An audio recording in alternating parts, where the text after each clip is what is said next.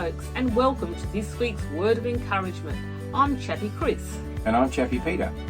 Today we meet some famous people who should be an inspiration to us.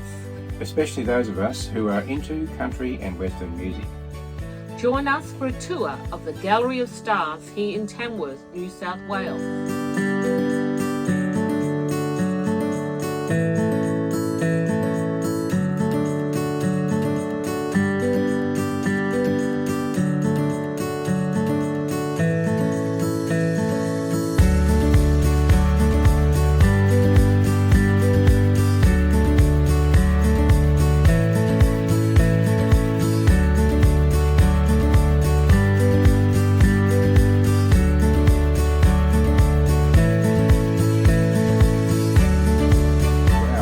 This gallery of musicians presents a fascinating history of country and western music.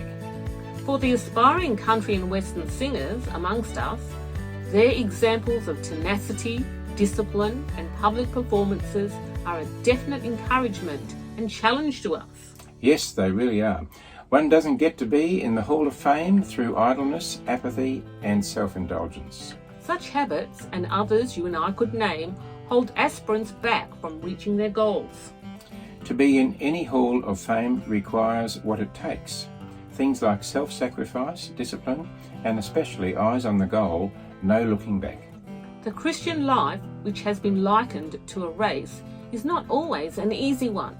Of course, there is joy, freedom, deliverance, companionship, obedience, and no more living for self, but for the goal, knowing Jesus. Just as these country and western singers point to the goal of receiving a Golden Guitar Award or being on the list of the famous, there's an enormous crowd that point us to our goal. Yes, indeed, their example encourages us to run the race of life. Read about this crowd of men and women in Hebrews 11, described as the cloud or crowd that testify to us that God can be trusted, encouraging us toward our faith in His Word and keep running the race. When we read about the exploits of these characters, our faith should grow as we discover what God did for folks and through these people who dared to trust His promises.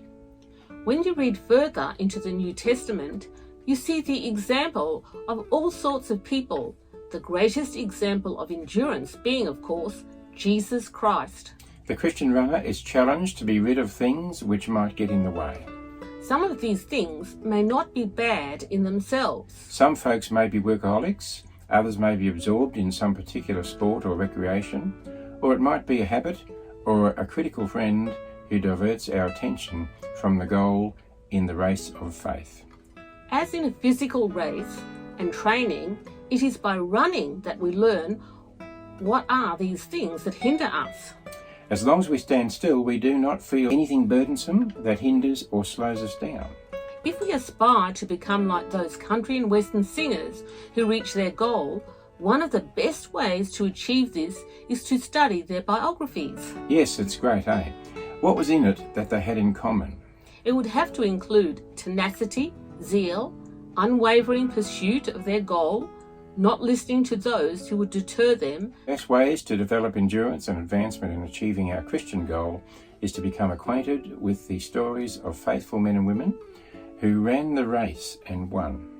Also, to get to know Jesus Christ, who has been described as the author and finisher of our faith. Being informed and getting to know Jesus comes through reading about Him, talking and listening to Him, and noting the counsel and example of godly men and women of the past and the present. Only you can run that race. Our parents, spouses or partners can't run it. You and I can't run anyone else's race either. Once we decide to run, we eliminate anything that drags us down, entangling and holding us back.